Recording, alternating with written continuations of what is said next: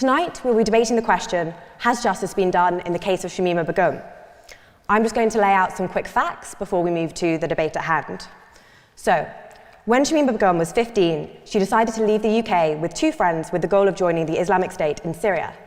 In mid-February of this year, she was found by a Times journalist in a Syrian refugee camp. In response to her public desire to return to the UK, the Home Secretary stripped Ms Begum of her citizenship in late February. He did this under the provisions of the 1981 British Nationality Act, which states that a person can be deprived of their citizenship if the Home Secretary is satisfied that it would be conducive to the public good and that they would not become stateless as a result. She was also denied citizenship by Bangladesh, where the Ministry of Foreign Affairs has said that she was erroneously identified as a Bangladeshi national. Ms Begum has now been living in Syria for almost 4 years and has secured legal aid in order to help her appeal to appeal the decision of the Home Secretary who revoked her citizenship. Now tonight we are joined by Ms Webb, who will be speaking in favour of the motion, arguing that justice has indeed been done in the case of Shamima Begum, and Mr Akunjee will be speaking in the opposition. We will now hear initial submissions by both speakers, so I look to Ms Webb to introduce the case for the proposition.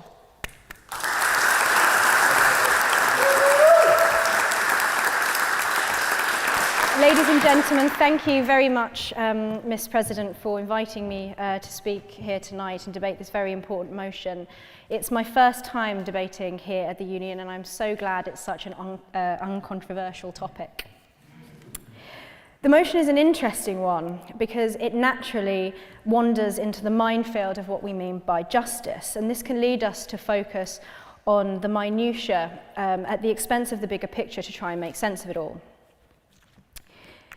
Has justice been done? I take this to mean, has the Home Secretary made the right decision morally and legally to strip Ms Begum of her citizenship? I agree with Mr Akunjee on many things, and I'm not deaf to his argument. I know that she was 15 at the time she chose to travel, that there were safeguarding failures that could have stopped her from going. I know that she is a mother who's lost 3 children, and I also agree that it is not ideal to play hot potato with people's citizenship, and that it is cause for us to look at why she would want to leave modern Britain to join a barbaric proto-state like the Islamic State. But, ladies and gentlemen, what I often hear in response and opposition to this motion is reductio ad absurdum, squinting at the law and trying to pass the blame. The law is a tool that we use to achieve justice, but they're not. The law and justice is not the same thing. There is a higher moral arbiter of justice that is more than just the black letter of the law. In fact, pernickety legalism can often be the enemy of justice and can be used to evade it. As Tocqueville said, absolute excellence is rarely to be found in any legislation. So let's not reduce things down. Whether or not justice has been done is a question of whether or not the Home Secretary was right to revoke Ms Begum's citizenship under the circumstances and options before us. You are no doubt familiar with the atrocities committed by Islamic State against the people, the citizens of Iraq and Syria, against the Shia, the Sunni, the Christian and Yazidi populations, and the destruction of the diversity of cultures that has existed side by side for hundreds of years in those countries. But to jog your memory a little, I want to take you back to the events of 2014. Just before Ms Begum decided to leave the country in early 2015. On the 3rd of August 2014, there were 400,000 Yazidis living in Sinjar city. And Islamic State believed that the Yazidis are pagan devil worshippers. On the 3rd of August, they attacked Sinjar city, they murdered and raped the people of that city and sent many of them fleeing up into the mountain on Mount Sinjar, where many of them died from starvation and from thirst or from their injuries. And according to some reports, the vast majority of those people were under the age of 15. The UN Independent International Commission inquiry found that it constituted genocide. And according to some human rights organisations, between 2,500 and 5,000 were killed. Over 6,000 were kidnapped. Other estimates suggest almost 10,000 were kidnapped and murdered in just the few days in that August attack. That is 2.5% of the Yazidi population, beheaded, burned and shot. UN figures suggest that 7,000 were forced into sex slavery, many of those young girls and minors. One man told of how his brother, sister, and 56 of his family are still missing. And I'm going to read you a quote because I think that it's important that you hear it from his mouth. He said, "Daesh separated the elderly from everyone else and had buried them alive in a large pit. The little children who refused to separate from their families were buried along with them. Their women were sold on the Sabaya market, which is on the Telegram app. They were sold in warehouses, disabled girls were sold for pittance, they were passed around like gifts between fighters and as rewards for Quran recitation competitions. They were raped in front of their children, and their children were forced to do dangerous work preparing explosives that could have exploded in their faces, and I'm talking about 5-year-old children. 19 Yazidi women were burned alive in Mosul for refusing to have sex with the fighters." And it's not just the Yazidis, but also in June 2014, there was an enormous massacre at a camp in Tikrit where 4,000 unarmed Iraqi cadets were stationed, rounded up, put onto trucks, and shot in mass graves in what can only be described as scenes reminiscent of the Holocaust. The Shia and non-Muslims were separated from the Sunnis, and at least 1,566 were murdered. This is systematic ethnic cleansing. Earlier this month, the Archbishop of Erbil came to Civitas, my think tank, to talk about what had happened to the Christians in Iraq. In 2015, there were 1.5 million Christians in Iraq, 6% of the entire population. Today, there are less than 250,000, and that's probably a generous estimate. They crucify people, they put their heads on spikes, they burn them alive, and they drown them in cages. And in the months leading up to Begum's decision to travel, some of the most famous instances of their barbarity were all across our news cycle. In August, the decapitation of James Foley. In September, David Haynes. October, Alan Henning. November, Peter Kassig, the US aid worker. This is what Begum saw. And this is what she saw when she chose to join the group. And she said herself in her interviews that she knew what she was doing, she knew what she was getting herself into. And it was when she got there what she expected, and she said that she enjoyed herself. I ask you, ladies and gentlemen, what do you think it was that she enjoyed so much? Was it sewing the suicide vests onto people so that they couldn't get out, which is something that one source has suggested that she did? Or was it receiving military and religious training from IS? Did she enjoy being in the Hizbah unit, the morality police, in the all-female Al-Kanza brigade, as some sources on the ground have also suggested? I wonder what she thinks about the fact that that brigade used a giant medieval pincer torture device to bite a 10-year-old Iraqi girl to death for leaving her house, or when a woman in the brigade when the brigade killed a woman in Raqqa for breastfeeding in public. Perhaps she enjoyed carrying guns and enforcing strict Sharia law. The people in Mosul always paid their electricity bills on time because they were afraid of having their hands cut off if they didn't. And that's the sort of thing that the Al-Kanza Brigade did to the people of Iraq and Syria. An activist in Deir ez-Zor, where Begum lived, said that she was known well to them, that she had a reputation for ordering imprisonment and the lashing of women, and in Raqqa that she carried a gun and was particularly strict. And there was an incident in Al-Amasi Street in Raqqa where she shouted at a woman for wearing brightly coloured trainers. Now, I don't know what happened to that woman in brightly coloured trainers, but I do know that women who violated the dress code were often burned alive. Other sources suggested that maybe she sent messages to European girls trying to recruit them, as one to a girl in Austria in 2015, where she had said to them that the bad things that you hear about Islamic State are fake, and that you have everything that you want here and we can hook you up with a good-looking husband. This isn't a gap year, ladies and gentlemen. And you have to ask yourself, why does she want to come back now? She admitted in the interviews that she did that she and her husband had opportunities to come back. As Mr. Akunjee knows very well, she didn't want to come home. The reason why she wants to come home now is only because the caliphate has failed. She herself said that she doesn't regret it. She talks about how she is glad that she met her husband there because she wouldn't have found somebody like him back in the UK. Thank God. She had a good time, she said. It fulfilled her aspirations. It was what she expected. Executions, she said she was okay with it and that she thinks it was Islamically allowed. Severed heads in bins, she said it didn't faze her at all. IS attacks on the UK, well, she said that the Manchester attack was essentially tit for tat for coalition airstrikes on IS-controlled territories.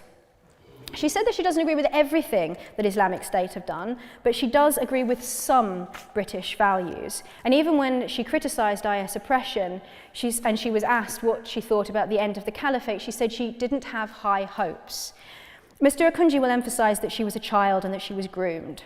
And that certainly is true, that she did radicalise, probably as part of a process amongst her friends. But justice is dependent on recognising moral agency. The age of criminal responsibility in this country is 10. Begum may have been 15 when she travelled, but she was a moral agent. She herself said she knew what she was doing. And she was aware of the IS that she was going to. It was all over the news in 2014. She knew.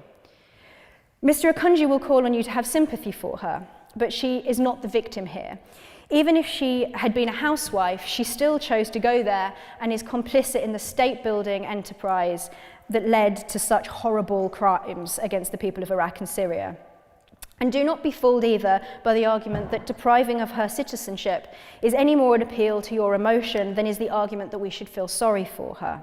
Actions have consequences. That is justice.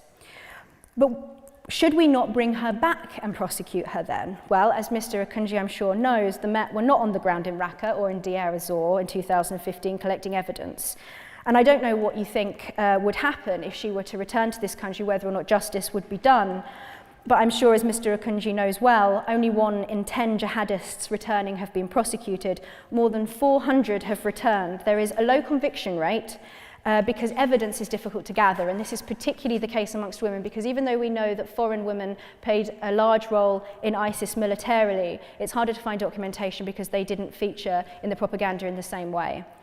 Ladies and gentlemen, I do not agree with Mr. Akunjee when he asked whether or not Theresa May have Nazi blood running through her veins. But I do concede that the government has failed us, and particularly Theresa May as Home Secretary. Not enough was done to ensure that the right legislation was lined up to ensure that we could deal with these inevitable cases.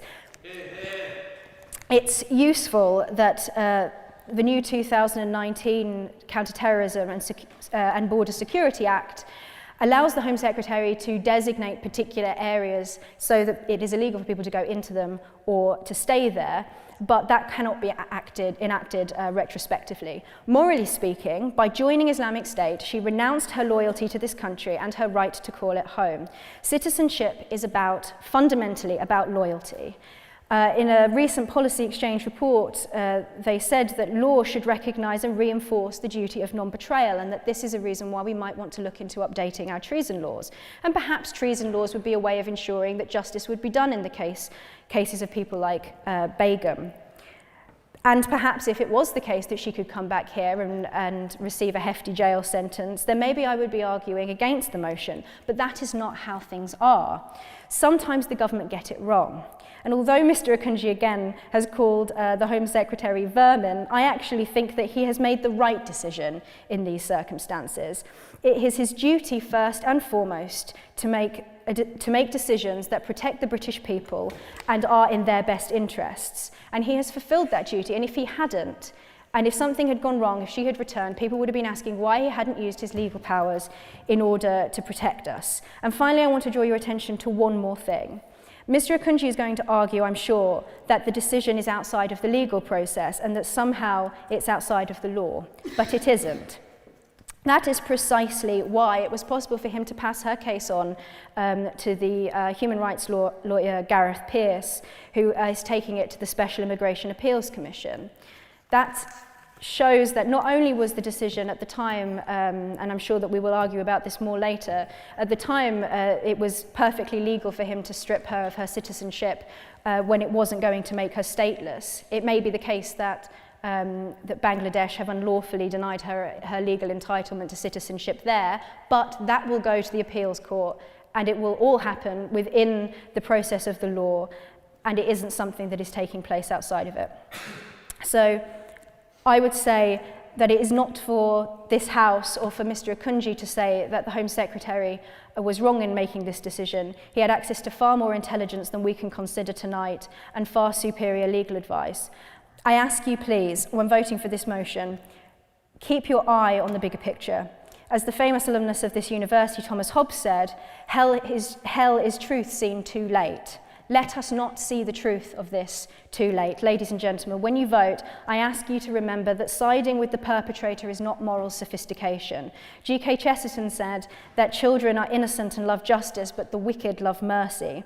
Mercy perverted is not mercy, it is a vice. The case is clearly not over, but the Home Secretary's decision was morally and legally right in the circumstances, so I urge you, please vote for this motion.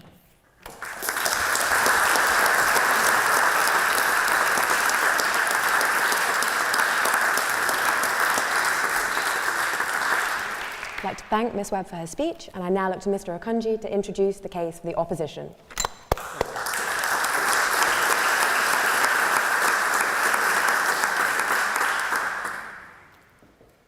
I did have a slightly different beginning, but I see that Miss Webb decides to play the man and not the ball. In that, she's been paying particular attention to my Twitter feed. I've tried to look at her Twitter feed, but in the last couple of days it's been made private. Nothing to do with you, I assure you. This House believes that justice has been done in the case of Shamima Begum. And a good place to start is at the beginning. What is justice? Every nation has its version of that concept. The North Koreans have a version based on the Soviet model. Saudi Arabia has a version ostensibly based on Sharia.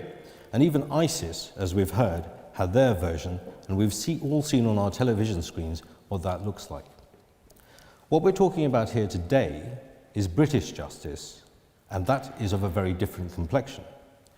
To discover what that is, we have to cast our minds back and into the history that this country derives its book of codes from.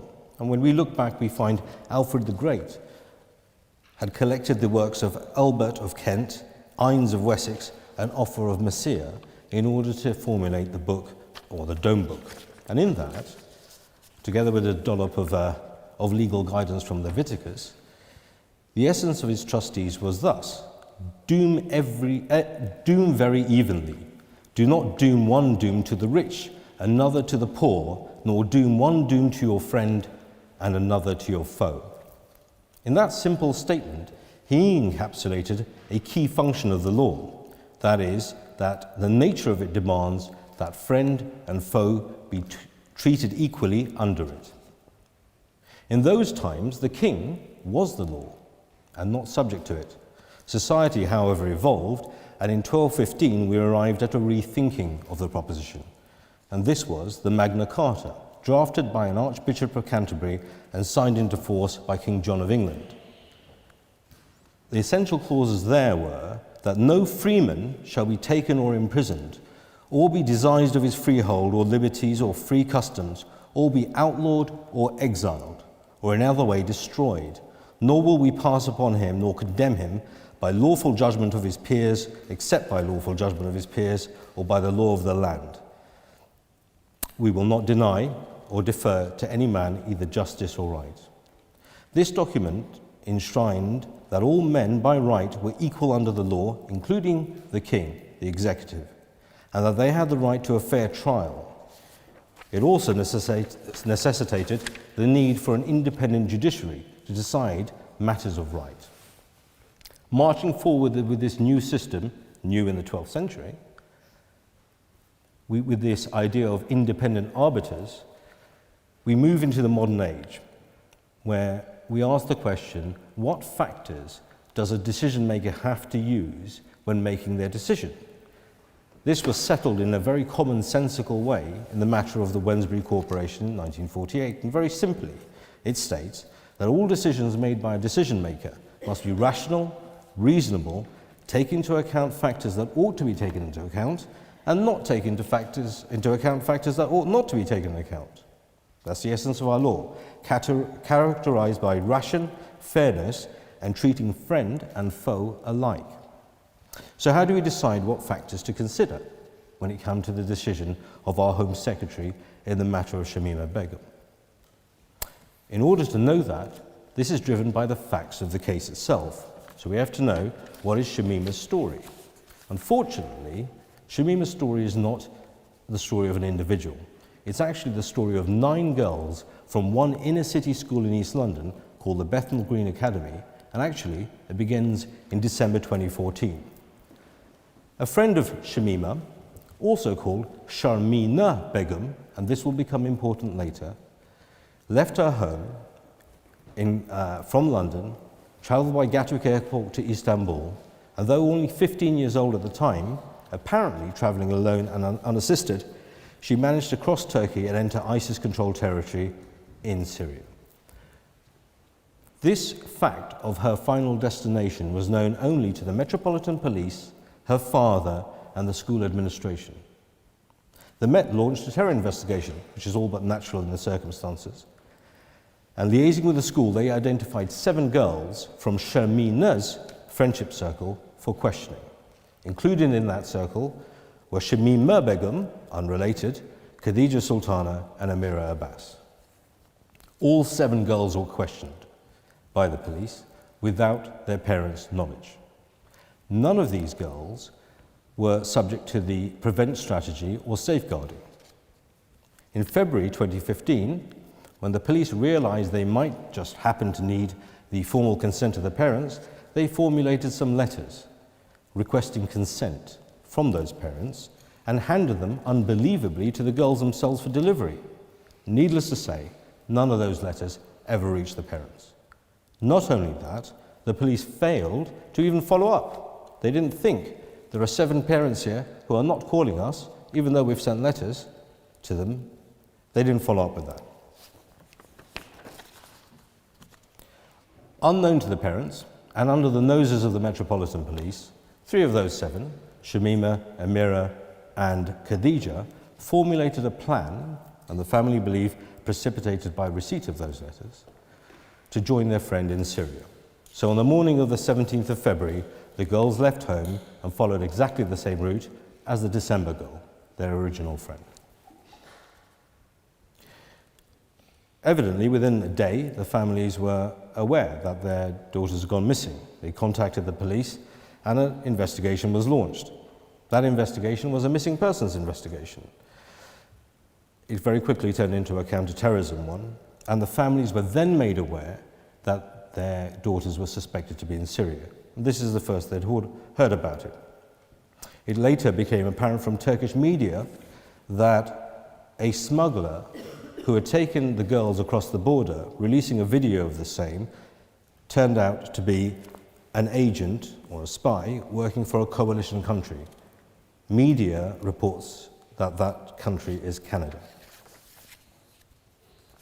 The incident raised such a furore that the Home Affairs Select Committee decided to question all people involved around the actual disappearance of the February girls. So the representatives of the families came together, Mark Rowley, head of counterterrorism command, Bernard Hogenhow, the chief of the Metropolitan Police, and Abdurrahman Bilgic, the Turkish ambassador, together with myself, attended that meeting and subject ourselves to questioning. Mark Rowley, under questioning, made the following statement. We have no evidence in this case that these 3 girls are responsible for any terrorist offences. They have no reason to fear, if nothing else comes to light, that we will be treating them as terrorists.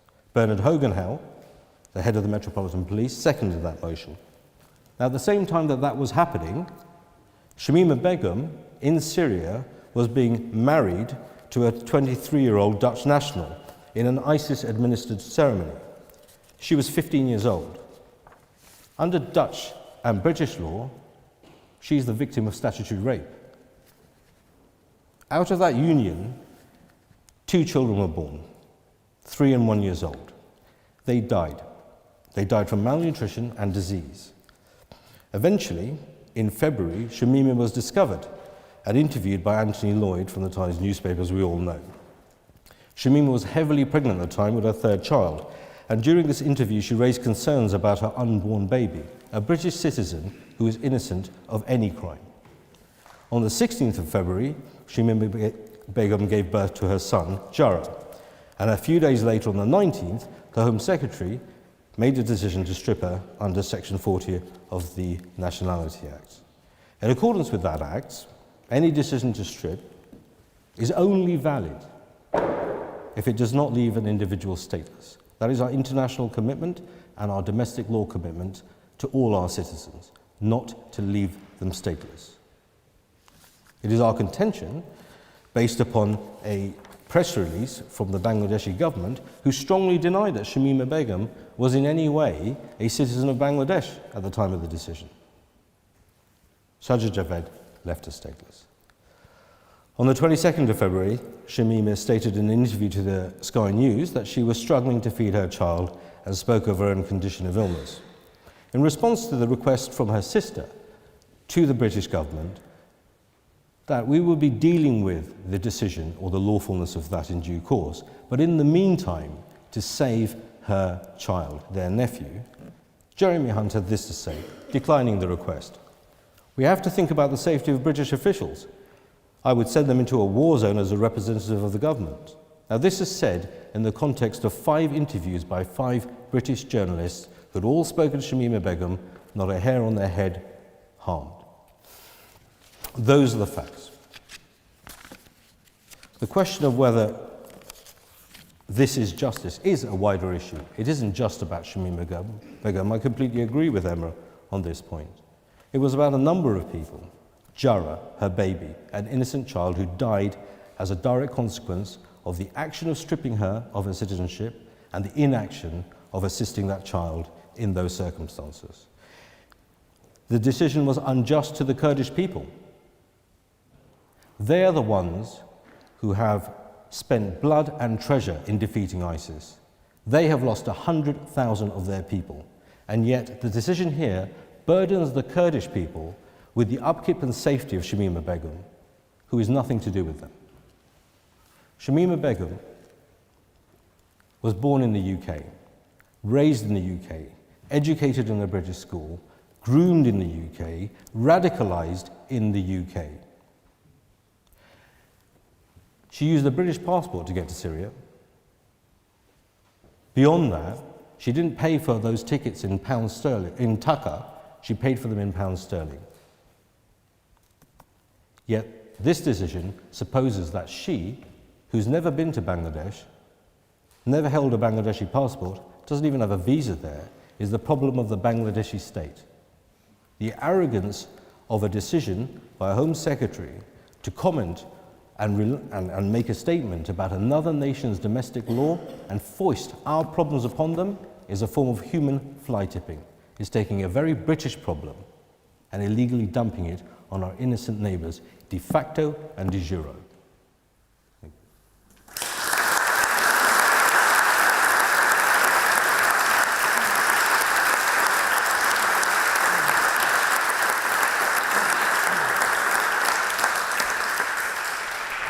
Both speakers will have now up to 5 minutes to respond to each other, and then we'll move to questions from the audience. So I now look to Ms. Webb to respond. Thank you.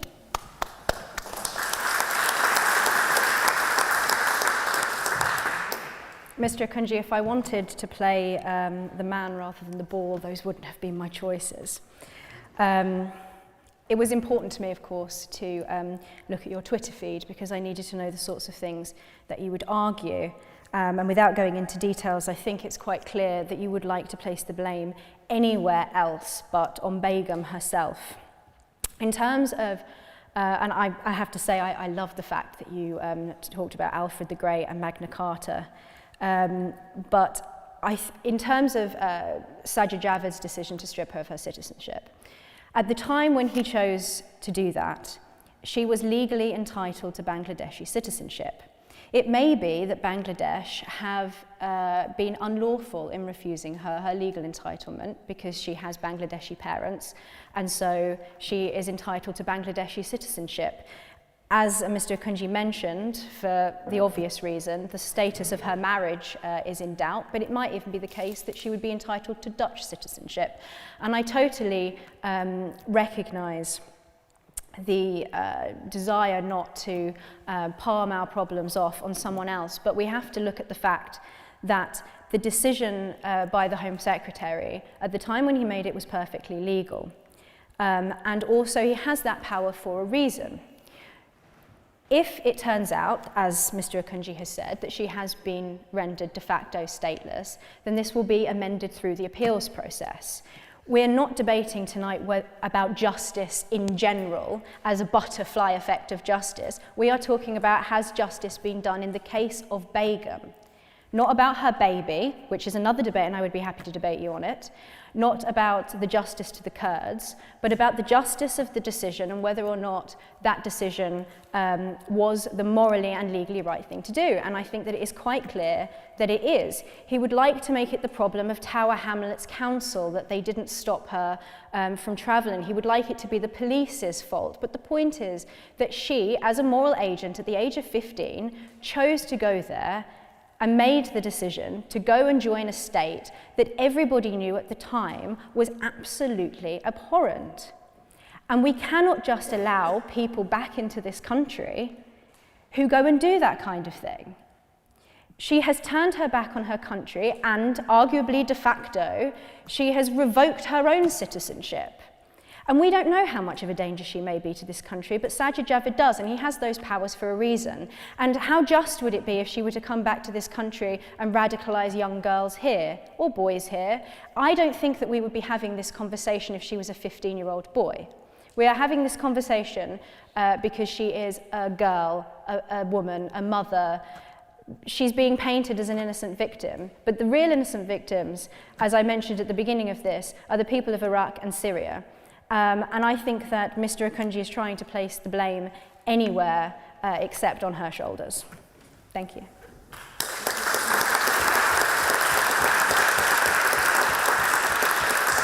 I now look to Mr. Akunjee to respond to that. I'm a lawyer. That's what I'm meant to do. Place the blame where it should be appropriately put. And yes, no one here is asking for sympathy for Shamima Begum's decision. Not asking for that. Her family are not asking for that. What we've been asking for is that justice is done.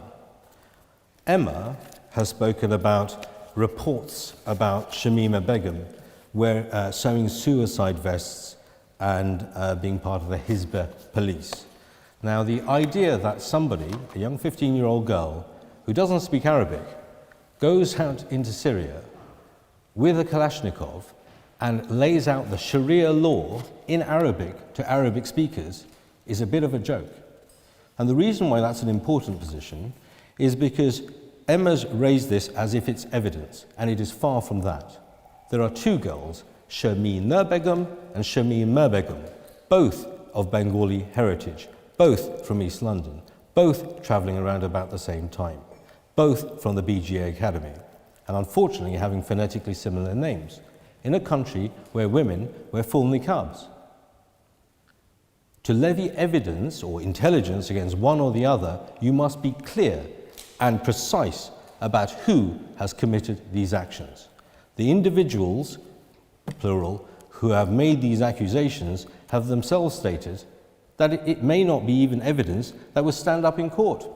It could be old wives nattering in their hairdressers, otherwise known as hearsay, or it could be just somebody making things up. And that's the point. The reason we have trials and we have the testing of evidence is to make sure that we appropriate exactly what evidence we have and apportion it to the person that is actually guilty of the accusation. So Emma's point is an argument for a trial, not against it. And a trial needs to happen here. It needs to happen in the UK, where we have a degree of competency around how we collect evidence, what is classed as evidence, and how we levy evidence. The argument about Shamima Begum being a threat to the UK, well, that is interesting. And the reason I say that is because we have a police force that started in the 1750s. We have a special branch who particularly dealt with terrorists and threats from states like Russia, the Nazis, the Irish terrorists, and Islamic terrorists for decades, even more than a century. We have an MI5 and an MI6 security force that has its inception in 1909. We have one of the most mature security apparatus there is. We've had 400 returnees, some of them men who fought in Syria. They've been assessed by our own Home Secretary's words as having a majority of them being of low risk, meaning that some of them are actually of high risk, or more than low risk, to be more accurate. They are back in the UK.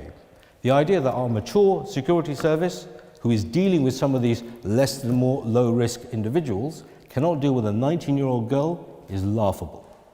And that's what makes this proposition disproportionate. Thank you.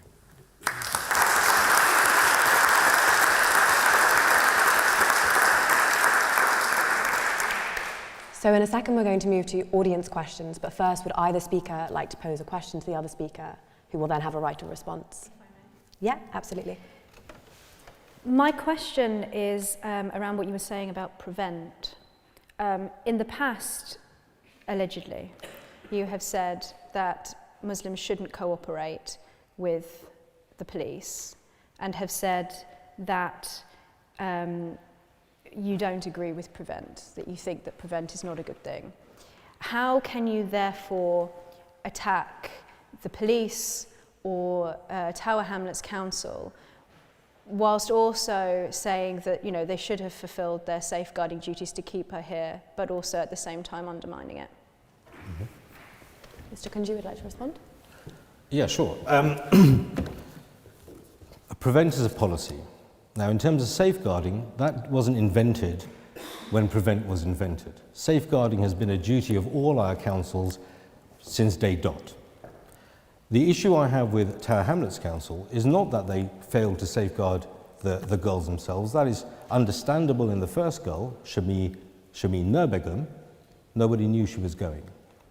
But when counter-terrorism police are looking at a specific set of girls, in the context where their friend has been radicalized and managed to escape to Syria, then certainly, at the very least, the minimum that should have happened is that these girls' families should have been told their friends managed to escape to Syria.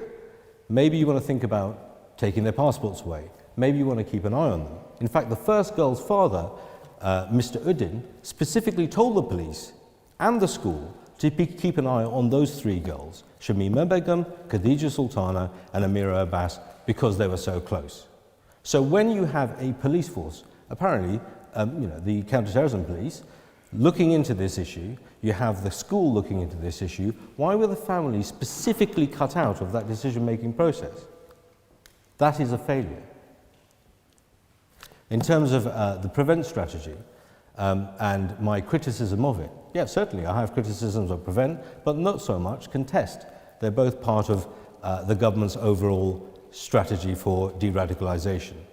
Prevent is on a statutory footing, whereby the idea of what extremism is defined by people ill-equipped in most cases to understand what a particular type of extremism is. For example, when Mark Rowley was asked the difference between Shia and Sunni, him being the head of counter-terrorism policing, he had a very difficult time in terms of explaining that. So if the head of counter-terrorism himself has a difficult time understanding the difference between the basic Shia and Sunni, how do we expect all of our schools and universities to cut up the nuances when it comes to students dealing with these issues? And we've had such issues as students or a 4-year-old child who misspelled cucumber. His teacher thought he said cucumber. He was referred to prevent. 2 children aged 7 and 5 who were talking simply about their parents buying them toy guns for Christmas, they were visited by police. We have the issue of a child who misspelled terrorist house as terrorist house, and then he was referred to prevent and counter-terrorism officers brought to his home. It seems, to my mind, that in terms of what we see with prevent, it's more a tool used against dyslexia than it is against people who represent any sort of threat. But, yeah.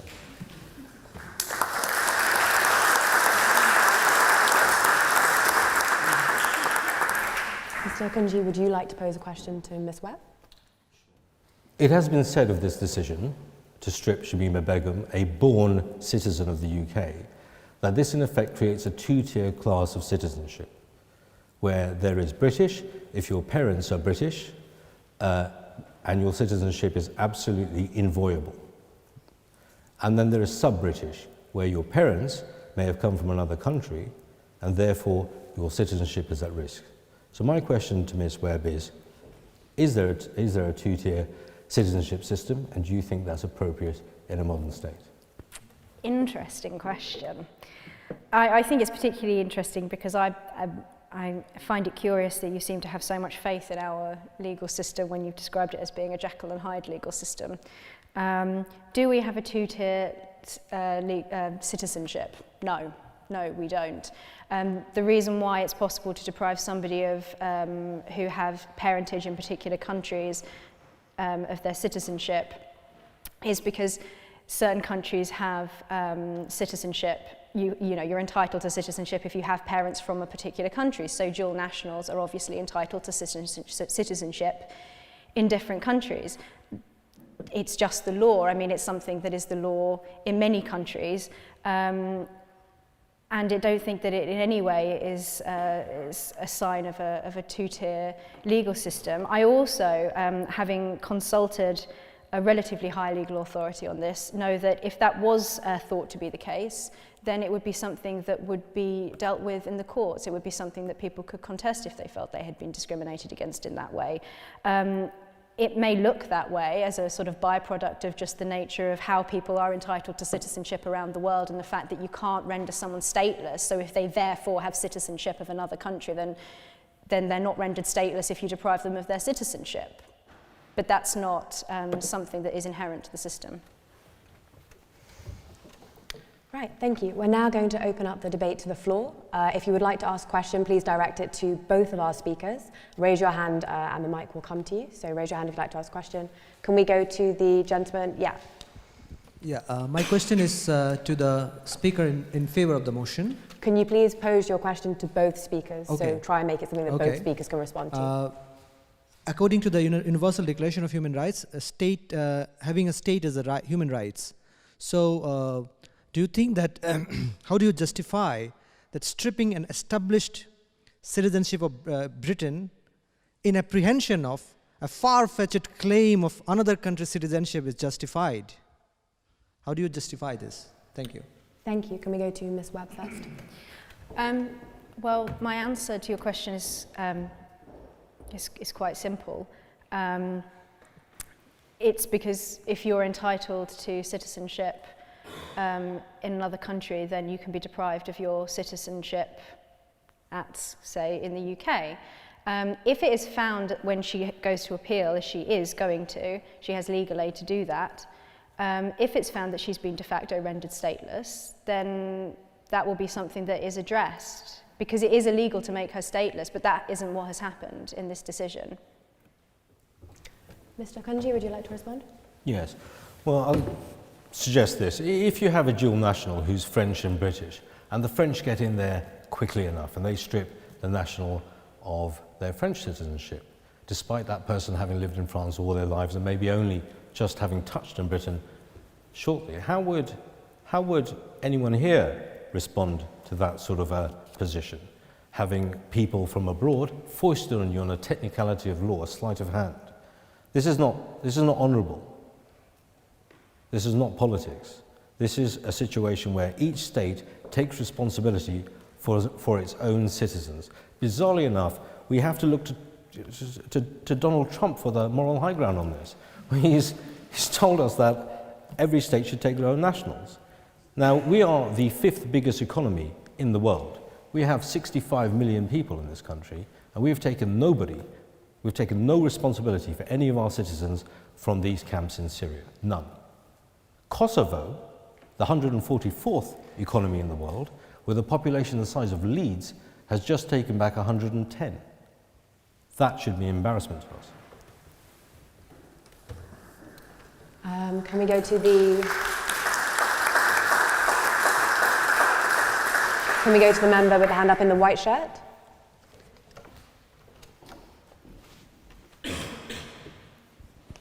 Good evening. Thank you for being here. I was wondering, do you believe that humans are inherently born with a moral compass?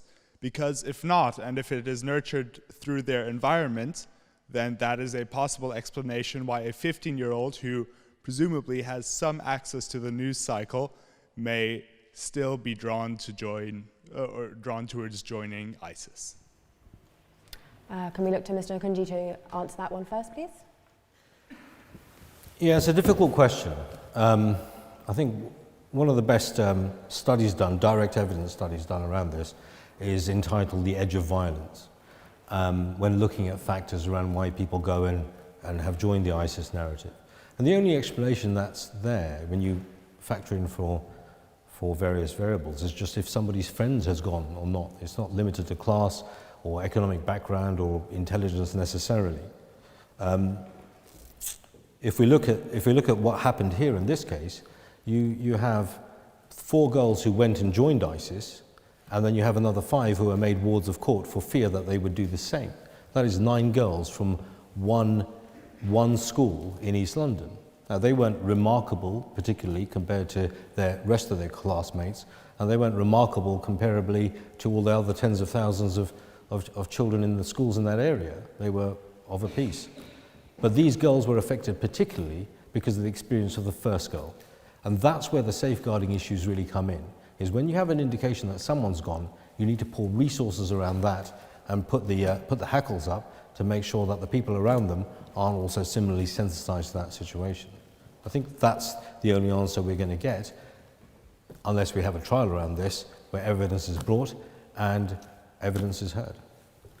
Thank you. Can we now look to Ms. Webb to answer the question? I think that's a very interesting question. It's an issue, I suppose you're asking really about, it's a question of determinism. People are influenced by the things that surround them. That's how the radicalisation process happens. It drags somebody from point A to point B, and during that travel they don't necessarily notice that they have moved from one position to another. And people are influenced by the things that are around them. I do believe that people are born with an inherent moral compass.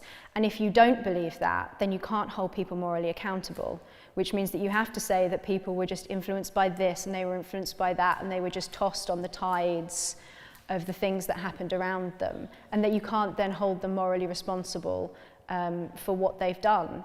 It's true, people are radicalised. I mean, the famous Milgram study and the question of how people become Nazis, how do people become Islamic State? But they're still morally responsible for their actions, and to have an ordered society, we have to hold them accountable for those actions. And so I think that actually, again, what this boils down to is where are we going to point the finger of blame? And it has to be at the person who has made the decisions to do those things, regardless of what was around them influencing them. They have free will and the ability to choose otherwise. Can I go to the hand in the front row? Just wait till the mic comes to you.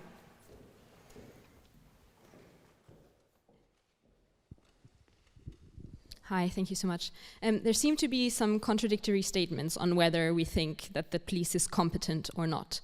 Does the police struggle with the issue of radicalization, and would admitting Shamima back into the country be an extra strain? Or is it competent enough to face radicalization and maybe further radicalization with the re-entrance of Shamima, and were maybe the terrorist attacks we have witnessed just one event that should have been prevented and could have been prevented and won't happen again? Thank you. Can we go to Ms. Webb first to respond? Yes, I mean, I think it's a brilliant question. Again, I think it is quite confusing. Mr. Akunjee seems to think the police were too incompetent to stop her from going out there, but perfectly competent to deal with her if she comes back. The police have been incredibly competent in trying to stop terror attacks, but as we've seen, not entirely, and that's why powers like this exist within our law for the Home Secretary to make decisions like this, is because we cannot let dangerous people flood back in. It's just not safe to do so, and there's a reason why that power exists, and it exists within the law, hence why there is a possibility of an appeals process. I think that, the police are competent, but we shouldn't unnecessarily swamp them and just assume that they can deal with it. We shouldn't be allowing people to come back in who are a danger to our national security when we have the powers to stop them. And if the Home Secretary lets people in who are a danger to our country, people will then be pointing the finger at him when they commit an atrocity here or radicalise more people here. And it is a case of, how we choose to deal with the situation. And I think that given the circumstances, and given the fact that if she comes back here, the likelihood is we won't have evidence sufficient to prosecute her properly, that it was entirely the right decision to keep her out and not to unnecessarily burden our police with watching her around the clock. Mr. Akunjee? The question is, what's she done? What has Shamima Begum actually done? We know that she went and joined a terrorist organisation at the age of 15, and for that there may be criminal sanction. But what has she done when she's out there? Are we going to sit here and put the entire ills of ISIS and what they've done to everyone else and put that collective punishment all on the burden of one 19-year-old woman? I know we feel like doing that. I know that we have had attacks in this country where the population feel that there hasn't been sufficient recourse. It's a similar situation to the Second World War when we tried Lord Haw for his crimes. But that is not justice. It is not taking the ills of others and blaming a young girl for all of their evil. We should have her back so that we can examine what she did and punish her if necessary for what she did, so that we are not denied the knowledge of A, how does a bunch of young girls get radicalized from the UK and make it all the way to ISIS? We've been denied that opportunity to learn that lesson. Our Home Secretary seems to want to deny that opportunity to save the rest of our 15 and 16-year-old girls from that potential eventuality. And she has been denied the justice of actually being accused of an actual crime, because at the moment she doesn't have a parking ticket to her name, and that is a joke. The issue here is that how can we strip Shamima Begum of her citizenship with the result of her being in a refugee camp with not adequate food, shelter, clothing, her child dying out of it? The result of that is that if you have the Beatles, for example, who are clearly a different category of fish to Shamima Begum, if you strip their citizenship, then the punishment for both is exactly the same. And that cannot be right either. Thank you. I think we have time for a couple more questions. Can we go to the hand? Yeah, just there. Hello. I've worked for the Met Police for 15 years in the Child Protection Unit, and I've dealt with lots of grooming cases. My concern is that the cases I've dealt with, our victims have always been victims, and in terms of this person who's been groomed, she's been seen out by organisations like HJS and Civitas. The Islamophobia industry, I call them, have actually been blamed for her circumstances. And it's the wider message that this sends back to the communities, the minority communities within this country, that they are they are not citizens, first-class citizens. And it's that colonial mindset. So my question is, ultimately, how do you resolve the conflicts which are going on with the world without justice and fairness, and treating Shamima as you would treat any other citizen within this country? Thank you. Mr. Akunjee, can we go to you first?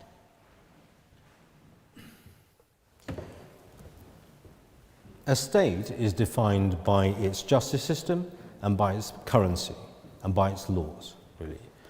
If we don't apply the laws correctly, then we are a failed state. You know, if we are arbitrary in our nature, if we throw out punishments willy-nilly, we don't have a moral high ground. Our allies don't know how to look at us, and our enemies don't know what we're going to do in terms of a capriciousness. If we are a state, we must stand for values, really, and those values are, in the case of citizens, that we take responsibility for our own, for the actions visited by our citizens on other people. The Kurdish state is not a state. They're a ragtag bunch of rebels who are fighting on many fronts. ISIS on one side, the Syrian regime on another, and they don't have a justice system where they are. So which justice system will deal fairly with this problem? Do we trust the Syrian regime, who we say are butchers of their own people, how this entire process started in the first place, who themselves have killed any number of our citizens who've gone out there to help as doctors? Do we trust the Turkish regime over there to deal with Shamima Begum, and if so, why? On what basis? The law that she may have broken there is simply, frankly, a breach of her visa provisions. Do we trust the Kurds, who have no ability and no infrastructure to effect any sort of justice in that situation? The idea that we can have intelligence suggesting that Shamima Begum was involved in sewing vests, being part of the morality police, that we can have that intelligence, but we can't have evidence for a trial, is a nonsense. Where is that intelligence coming from? Why is it not good enough to be evidence for her to face a trial? You can't have your cake and eat it. Either we have information or we don't. Either it reaches the quality of evidence or it doesn't. In this country, justice is bringing evidence against somebody, proving an accusation against them in front of a member of 12 of their peers. And out of that flows justice. Anything other than that, well, that's before the Magna Carta.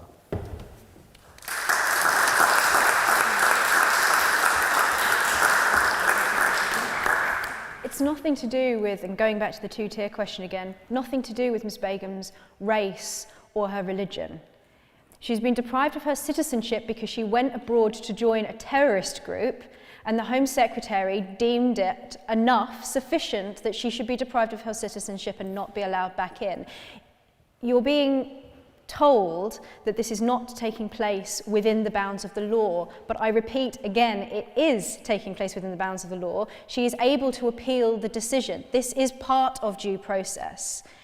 We can go back as many times as you like to Magna Carta and to the processes of the law, but the bigger picture is that this is a woman who chose to go and join an abhorrent terrorist organisation. She chose to go and do that, and she did so knowingly. It is nothing to do with her religion or her race. It would be regardless of that, whoever she was, if she had dual citizenship and she went abroad to join a terrorist organisation and then tried to come back into this country and was deemed to be a security threat, then she could, legally, with the Home Secretary's powers, have her citizenship stripped. We have to keep going back to the bigger picture here. Remember what she chose to go and do. Remember the group that she chose to join. And I repeat again, this is taking place within the legal process. Due process is being followed. That's why Mr. Akunjee is able to hand the case over to another lawyer who can take it to SIAC to appeal it. I think we have time for one last question. Can we go to the member in the purple shirt? Yeah, you. No, the member in front, yeah. Good evening. I'm wondering what the two speakers think of proposals to update the treason laws and how that might apply to the case of Shamima Begum. Can we go to Mr. Akunjee first? It's interesting because the last time anybody was tried of treason in this country was in 1945, Lord Haw, as he was called. He wasn't really a British citizen. He was born in America, an Anglo-Irish individual who had German citizenship at one point and actually managed to acquire British citizenship by lying. He went over to Germany where he set up a bunch, worked for the Nazis and set up a bunch of propaganda channels, criticizing the US in its the UK in the wartime campaign. He was caught on the Dutch-German border. It was a piece of luck where that happened, but somebody recognized his voice and he was arrested. He was then deported against his will back to the UK and faced 3 counts of treason. And the question really in that case was, how could he face a count of treason when he owes no duty to this nation, being an American citizen or a German citizen? But because he had lied, and actually as Lord Shawcross, some descendant of his which would be known to Henry Jackson Society, who argued successfully that because he had availed himself, however he had, of a British passport, he was entitled while abroad to British protection for that period. And because of that, at that point, he owed a fealty to this nation and could be tried. In that case, a fake passport based on lies was used by the British government in order to drag somebody who wasn't a British national back to the UK to face British justice. In this case, the exact reverse has happened, where a British citizen has been denied of their citizenship to keep them away from British justice. The treason laws can apply. In Horhor's case, he was promoting engagement or encouraging people to the enemy, and we have terrorism laws that are similar to that here. No one has any argument as to whether a particular law or another can be applied to Shamima Begum or others of her class. The question is where.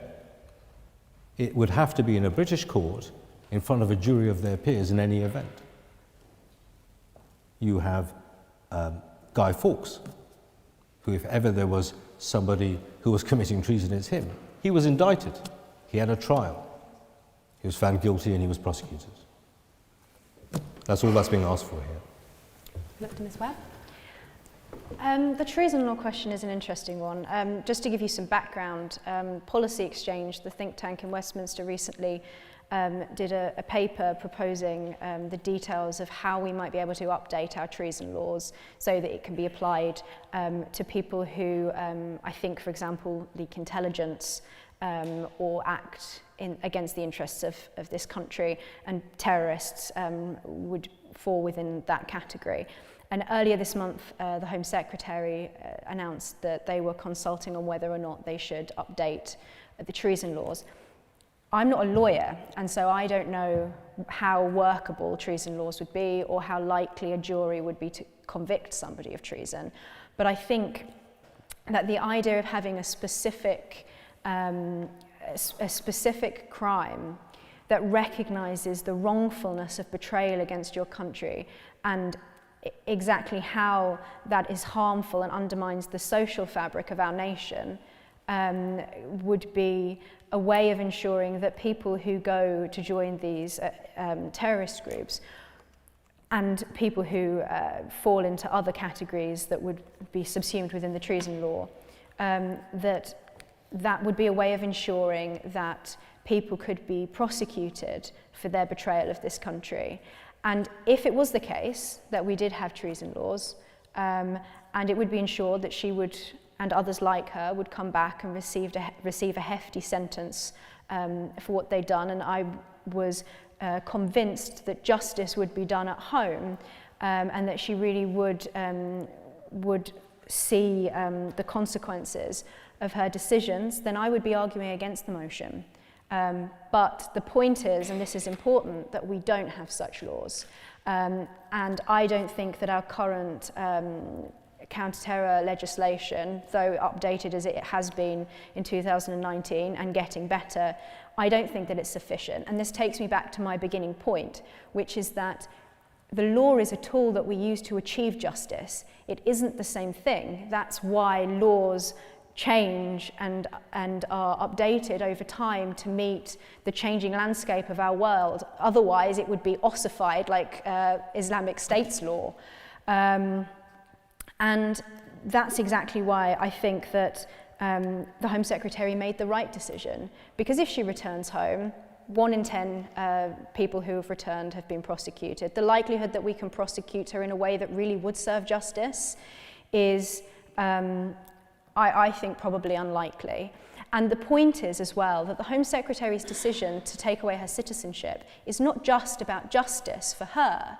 It's about protecting the British people from somebody who has been deemed to be a threat. Neither Mr. Akunjee nor I, nor anybody in this room, know what evidence he considered in making that decision. But you can be assured that he had evidence that we don't have and the top legal advice. And if he was wrong, it will go to the Court of Appeal and it will be turned back, because it is taking place within our legal system. So that is why I would urge you to vote for the motion that justice has been done.